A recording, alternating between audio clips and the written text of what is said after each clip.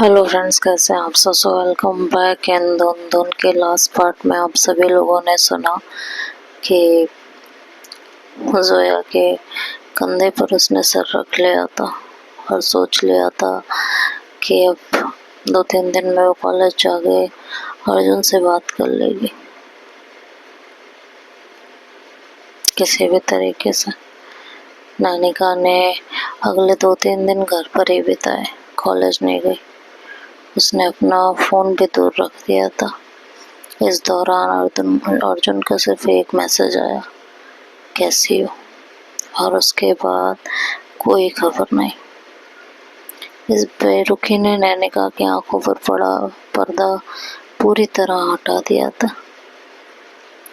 उसे अब साफ दिख रहा था कि अर्जुन के लिए उसकी अहमियत कितनी थी।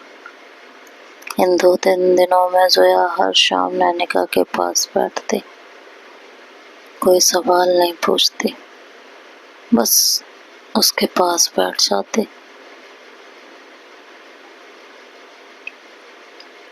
उसके बातों में अपने आप को गोल मिल लेती। नैनिका ने अपना फ़ोन भी दूर रख दिया था। कोई बात नहीं, किसी से कोई मुलाकात नहीं।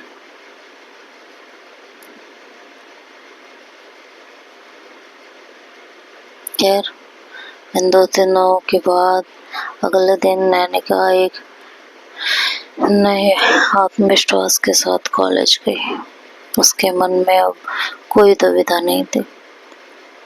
जोया के साथ बिताए 2-3 दिनों ने उसे पूरी तरह से स्पष्ट कर दिया था कि उसका सच्चा प्यार और उसका सुख कहाँ है।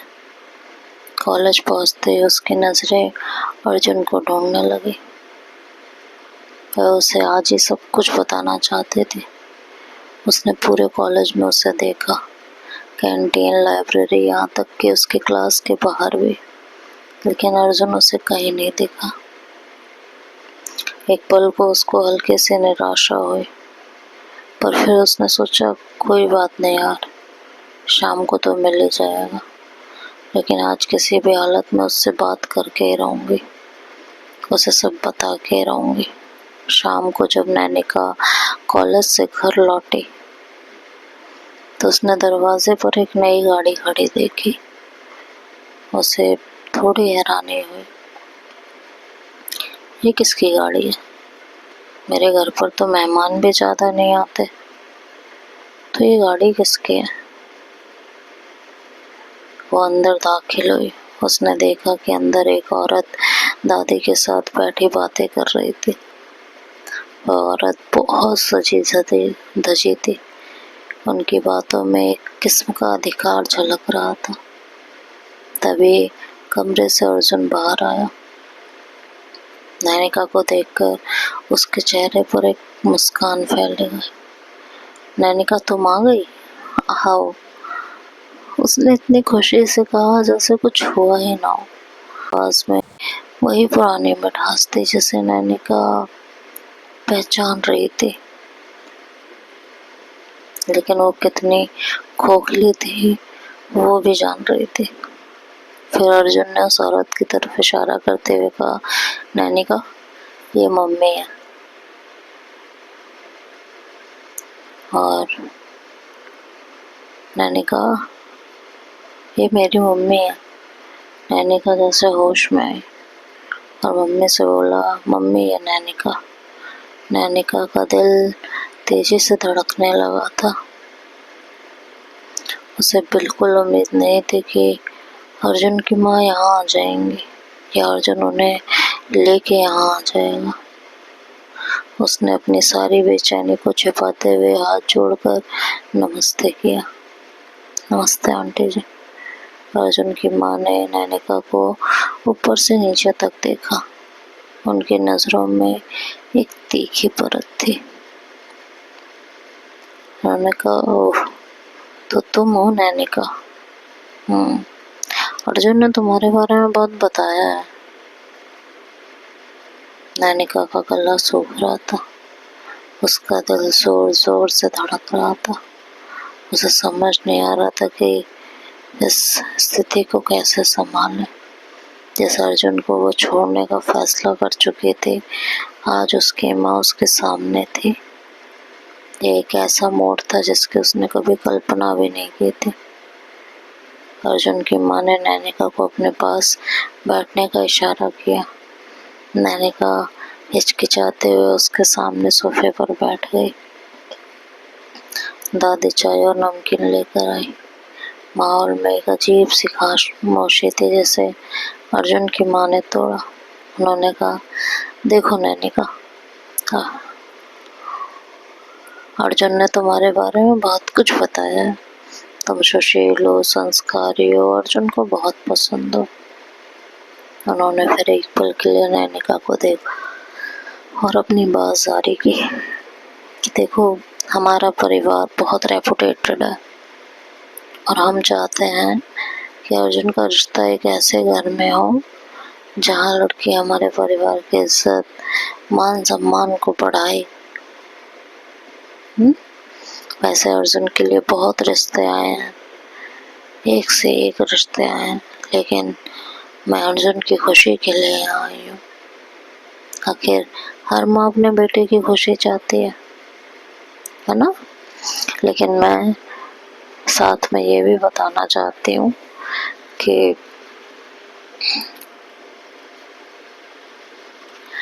अर्जुन के लिए मैं एक बहुत समझदार लड़की ढूंढ रही हूँ। आगे चल के वो हमारे इज्जत के साथ खिलवाड़ ना करे, है ना? नैनिका का दिल ये सब सुन के और तेज से धड़क रहा था। उसे समझ नहीं आ रहा था कि ये बातें किस ओर जा रही हैं। अर्जुन की माँ ने गहरी सांस ली और मुस्कुराई और कहा, तो हम आज यहाँ तुम्हारा हाथ मांगने आए हैं नैनिका। हम चाहते हैं कि तुम हमारी घर की बहू बनो और अर्जुन की धर्म पत्नी। ये सुन के तो जैसे नैनिका को चक्कर आने लगे थे। उसे अपने कानों पर विश्वास नहीं हुआ था। उसके मुंह से कोई आवाज नहीं निकल रही थी। उसने एक नजर दादी की ओर देखा, जिनके चेहरे पर खुशी और संतोष का भाव था।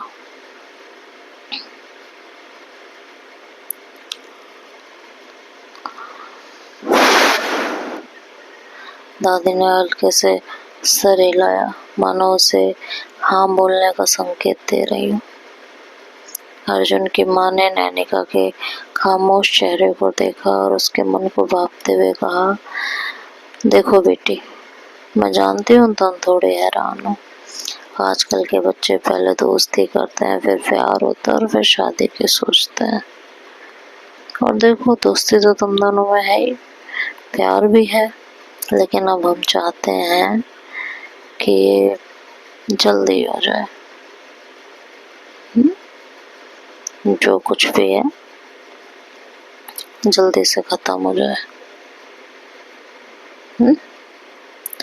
अब हम थोड़े अलग भी हैं, तो जल्द से जल्द शादी तय करना चाहते हैं। तुम लोगों के बारे में अब बातें बनने लगी हैं, दोनों को एक साथ देखते हैं सब तो बातें बनाते हैं। उस दिन पार्टी में भी तुम आई थी, अर्जुन की बर्थडे पार्टी में, वहाँ भी सबने तुम्हें देखा था। तो आई होप मेरी बात को समझ रही होगी। और फिर उन्होंने रिश्ता जल्दी से जल्दी तय हो जाए, इसलिए उन्होंने बैग में से एक कीमती हीरे की अंगूठी निकाली और नैना की तरफ बढ़ाते हुए कहा, ये तुम्हारी सगाई की अंगूठी है, देख लो। हम अगले हफ्ते ही सगाई करना चाहते हैं। ये सुन के तो नैनिका की आंखों के सामने जोया का चेहरा तैर गया। जोया का बेपनाह प्यार, उसका निस्वार्थ अपनापन और उसके लिए समाज के खिलाफ जाने का फैसला, सब कुछ उसके दिमाग में घूम रहा था। उसे अर्जुन की बेवफाई, उसकी माँ के इस अचानक प्रस्ताव के बीच एक अजीब सा कुछ महसूस हो रहा था। एक तरफ उसका दिल जोया को चुन चुका था, वहीं दूसरी तरफ समाज का दबाव, दादी की खुशी और अर्जुन के परिवार की प्रतिष्ठा उसे अपनी तरफ खींच रही थी। उसके होठों पर कुछ शब्द जरूर आए, पर वो जुबान तक नहीं पहुंच पाए थे। वो इस कंडीशन के लिए तैयार ही नहीं थी। उसे समझ ही नहीं आ रहा था कि वो क्या कहे क्या ना कहे। नैनिका ने अंगूठी की तरफ देखा तो अर्जुन की माँ ने वो अंगूठी उसके हाथ पे रख दी और बोला, देखो कैसी है, तुम्हें पसंद है? नहीं पसंद हो तो दूसरी बनवाते हैं। नैनिका ने कांपते हाथों से अंगूठी को खोला, अंगूठी की तरफ देखा। ये सिर्फ एक अंगूठी नहीं थी, बल्कि ये उसके भविष्य का प्रतीक थी। एक ऐसा भविष्य जो उसने जोया के साथ नहीं, बल्कि अर्जुन के साथ ही कभी सोचा था। लेकिन आज उसने अंगूठी देख आंखें बंद की। जैसे ही आंखें बंद की, उसके आंखों के सामने जोया का चेहरा और कानों में जोया की बातें गूंजने लगी। मैं तो बस इतना चाहूँ कि तू खुश रहे नैनिका। तू खुश है तो मैं भी खुश हूँ। और उसके बाद कि मेरा प्यार वो तो मेरी किस्मत है, तेरा प्यार वो तेरी किस्मत। हर चीज एक जैसे थोड़ी हुए है। ये बातें नैनिका के दिल दिमाग में तूफान मचा रही थी। जोया का प्यार, उसका बलिदान, उसने नैनिका के लिए जो कुछ किया था, सब कुछ उसके आंखों के सामने बार बार तैर रहा था। और फिर दूसरी तरफ उसे अर्जुन का बेपरवाह प्यार, अपने आप को हर जगह पहले रखना, उसे इग्नोर करना, हर एक चीज घूम रही थी। नैनिका के अंदर एक भयंकर उथल पुथल मच गई थी। उसे समझ नहीं आ रहा था कि वो क्या बोले क्या कहे, कैसे सिचुएशन को संभाले। अर्जुन की माँ ने उसके हाथों पे हाथ रखा, लेकिन नैनिका ने आंखें नहीं खोली। तो अर्जुन ने उसका कंधा पकड़ उसे हिलाया और कहा, नैनिका माँ कुछ पूछ रही है। तो नैनिका ने कहा, हाँ हाँ जी।